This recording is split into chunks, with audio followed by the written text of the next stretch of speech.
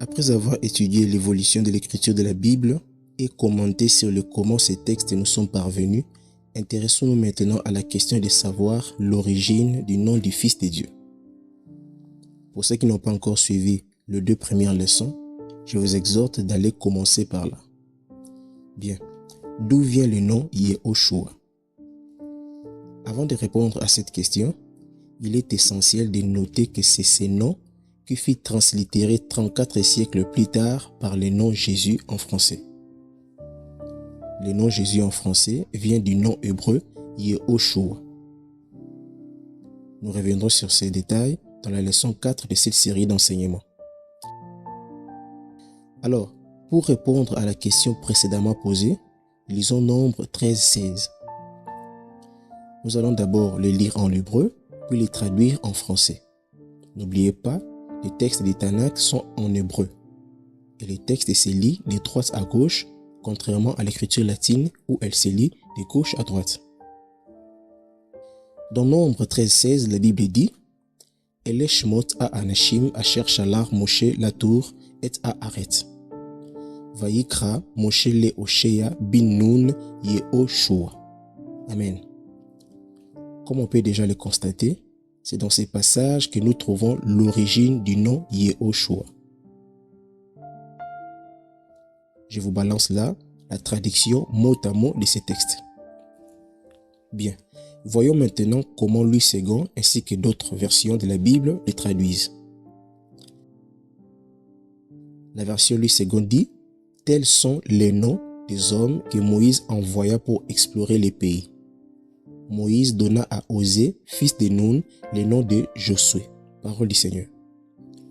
Vous avez remarqué ici que Yehoshua en hébreu est traduit en français par Josué dans la version Louis II, comme d'ailleurs dans plusieurs d'autres versions françaises. Mais comment ça s'est fait qu'un seul nom hébreu soit traduit en français par 2 noms morphologiquement et phonétiquement différents, Josué et Jésus? Nous répondrons à toutes ces préoccupations dans la leçon 4 de cette série d'enseignements lorsque nous commencerons à procéder à l'étude diachronique du nom du Fils de Dieu. Nous avons compris que le nom Yehoshua est un nom hébreu. Et ce nom hébreu est aujourd'hui écrit en hébreu carré, écriture qui fut développée lors de la déportation des Juifs à Babylone. En effet, ce texte des Nombres 13-16 nous révèle que c'est Moïse qui fut la première personne à avoir prononcé le nom hébreu Yehoshua. Mais d'où l'était-il? Certainement, il était né de Dieu. C'est par inspiration divine qu'il prononça ces noms. Autrement dit, c'est Dieu qui révéla à Moïse ces noms. Puisque nous avons compris l'origine du nom Yehoshua, intéressons-nous maintenant à sa composition graphique. On les reprend ici. Le nom Yehoshua est composé de 2 mots hébreux, à savoir Yeho et Shua. Le terme Yeho est un diminutif du tétragramme, le nom divin du Dieu de la Bible. Son nom à 4 lettres, c'est-à-dire le Yod He Vav He, transcrit en latin par YHWH, est appelé tétragramme. Ce tétragramme a plusieurs formes abrégées dans la Bible. La première forme abrégée, c'est Yah, comme dans Alléluia. Quand on dit Alléluia en hébreu, nous disons littéralement louer Yah. Yah est donc la forme abrégée la plus courte du tétragramme, donc du nom de Dieu à 4 lettres. À part cette première forme abrégée, le tétragramme a aussi d'autres formes abrégées, à savoir Yeho, Yo et Yahou. Yeho comme dans Yehoshua, dans Yoyakim, traduit généralement en français par Joachim, et ainsi de suite. La forme abrégée Yahou, comme dans Yetchayahu, traduit en français par Ésaïe, Yermiyahu, traduit en français par Jérémie, ou Mikayahu, traduit en français par Michée. Enfin, la forme abrégée ou contractée Yo, comme dans Yohanan, traduit généralement en français par Jean, etc., etc. En effet, il y a plusieurs noms dans la Bible qui portent ces formes abrégées. Et les noms qui portent le nom divin sont des noms théophores.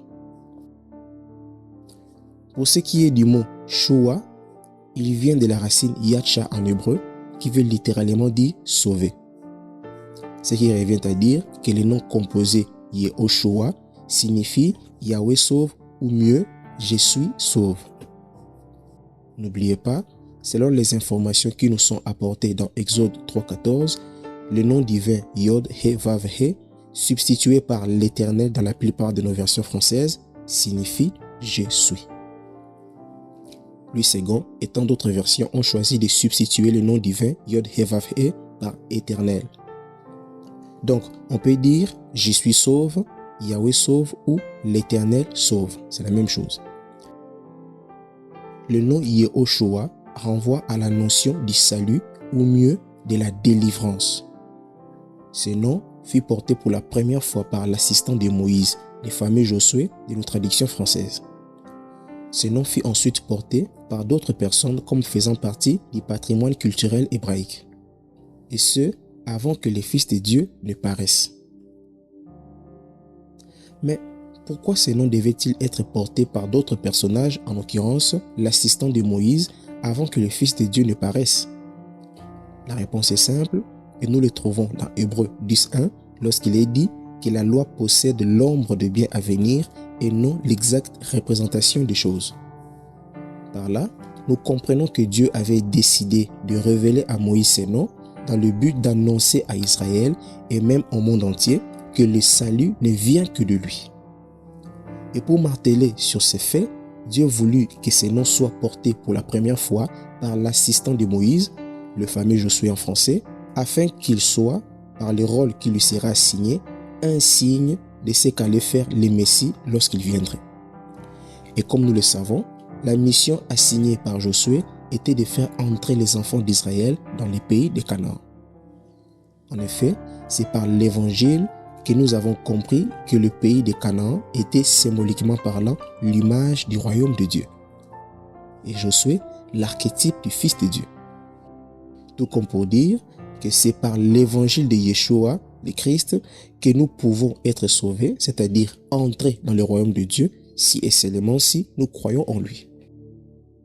Voilà pourquoi il nous est dit dans Colossiens 1, 12 à 13 que nous devons rendre grâce au Père qui nous a rendus capables d'avoir part à l'héritage des saints dans la lumière.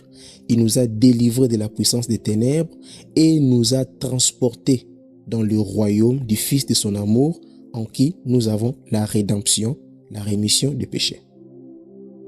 Certes, le nom Yehoshua devait être révélé au monde bien avant la naissance biologique du Fils de Dieu et être porté par une autre personne que lui, notamment le fameux Josué de nos Bibles françaises, pour que, par la mission qui lui sera assignée, Dieu annonce ce qu'allait faire le Messie le jour où il paraîtrait dans le monde. Gloire à Dieu.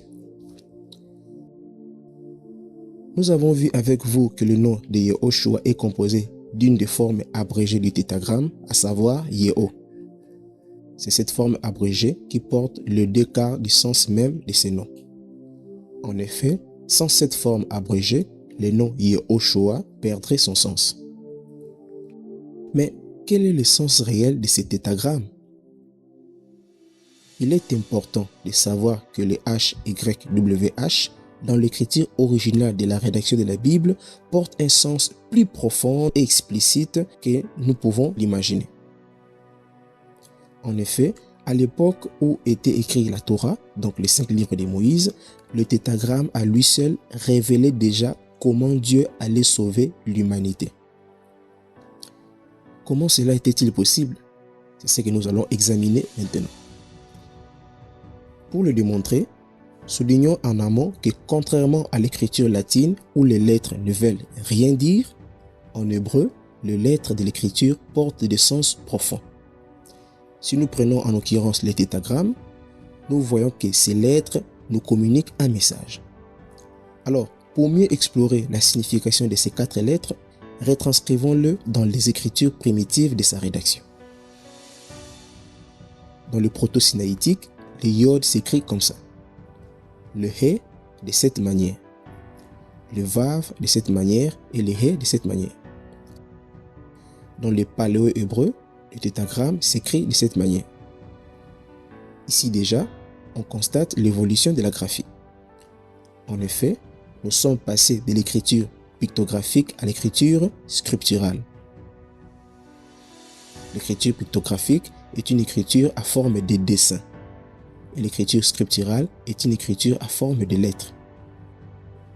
Et enfin, le tétragramme dans l'hébreu carré s'écrit de cette manière. Bien, voyons maintenant si cette évolution a fait perdre à l'écriture son sens. Comme on peut déjà bien le constater, le proto-sinaïtique a donné le sens aux écritures qui sont nées à partir de son évolution. Le yod par exemple signifie la main, le hé signifie la louange, car pictographiquement le message est clair, et le vav signifie le clou. Ces significations ont traversé des siècles. Même si vous allez sur internet, sur Wikipédia, vous verrez que le yod signifie la main, le hé signifie la louange et le vav le clou. Alors, d'aucuns me poseront peut-être la question de savoir s'il y a des preuves archéologiques de telles transcriptions. Scientifiquement, le tétragramme n'est pas attesté dans l'écriture proto-sinaïtique jusqu'à ce jour, car les archéologues n'ont encore rien trouvé. Néanmoins, les choses sont claires si on veut voir.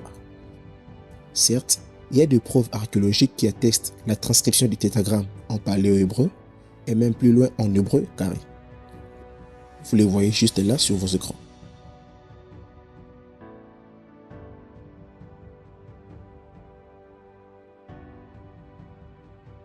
Même si on n'a pas de preuves archéologiques des transcriptions du tétragramme en proto-sinaïtique, la suite de preuves dit que l'écriture proto-sinaïtique a quand même transmis le sens de ces lettres aux écritures qui sont nées à partir de son évolution. Ainsi, en observant le tétragramme en proto-sinaïtique, en paléo-hébreu et en hébreu carré, nous pouvons voir, si nous avons un minimum de discernement, le message qui s'y trouve. En effet, le message inclus dans les lettres du tétragramme est « louange, louange à la main clouée » ou mieux « loué, loué, celui qui a les mains clouées ». Cette phrase ne vous dit rien? De qui parle le tétragramme? En effet, l'homme dont parlaient les lettres du tétragramme il y a de cela environ 3900 ans est certainement le Fils de Dieu, Yehoshua le Christ. Le nom Yehoshua porte graphiquement le message du salut. C'est par Yehoshua que le salut a été rendu possible, car 18 siècles avant sa naissance biologique, le tétragramme parlait de son œuvre salvatrice. Le nom Yehoshua désigne la personnification et l'effectivité du salut. C'est par lui que le salut a été rendu possible, j'insiste. Mes frères, le nom Yehoshua n'est pas un nom de la Kabbale, comme beaucoup de gens le pensent. C'est le nom hébreu et ancien du Fils de Dieu. Le Père avait choisi que le Fils de l'homme porte ce nom lorsqu'il naîtrait pour accomplir son œuvre salvatrice. Plusieurs fois, Dieu dit dans la Bible qu'il est le Sauveur. Mais la question que le prophète s'est posée était de savoir si comment il le ferait. Dieu, Yahweh, l'Esprit, annonçait par ses déclarations qu'il se revêtirait d'un corps physique, autrement dit de la chair et du sang, pour sauver l'humanité qui croirait en lui et en son œuvre. Voilà pourquoi il est écrit dans Tite 3, 4 à 7 que lorsque la bonté de Dieu, notre Sauveur, et son amour pour les hommes ont été manifestés, il nous a sauvés, non à cause des œuvres de justice que nous aurions faites, mais selon sa miséricorde, par le bain de la régénération et le renouvellement du Saint-Esprit, qu'il a répandu sur nous avec abondance par Jésus-Christ, notre Sauveur, afin que, justifiés par sa grâce, nous devenions en espérance héritiers de la vie éternelle. Parole du Seigneur. Mes frères et sœurs, Yehoshua est le nom de la révélation. Ce n'est pas un nom magique ou kabbalistique. Ne continuons pas à étaler notre ignorance par des discours mensongers. Nous avons répondu à la question de savoir si le nom Yehoshua venait d'où. Nous avons ensuite démontré que ce nom fut révélé et cité pour la première fois par le prophète Moïse lorsqu'il donna ce nom à son assistant, le fameux Josué de notre traduction française. Et nous avons aussi vu que ce nom porte un message divin. Ce message est que c'est Yahweh qui sauve, comme c'est écrit d'ailleurs dans Ésaïe 43, 11, lorsqu'il est dit « C'est moi, moi qui suis l'Éternel, et hors moi, il n'y a point de sauveur. » Et pour que cela fût effectif, il s'est fait chair et s'est laissé clouer les mains sur le bois du calvaire pour le salut de l'humanité. Et puisqu'il a vaincu la mort en ressuscitant d'entre les morts, il est devenu le Dieu que les chrétiens adorent, selon que le tétragramme l'attestait déjà il y a 18 siècles avant même qu'il ne meure sur la croix. Ce tétragramme disait qu'il faut louer celui qui a la main clouée. Cette affirmation nous est encore démontrée dans Apocalypse 5:8, lorsqu'il est dit « Tu es digne de prendre les livres et d'en ouvrir les sceaux, car tu as été immolé et tu as racheté pour Dieu par ton sang des hommes de toute tribu, de toute langue, de tout peuple et de toute nation.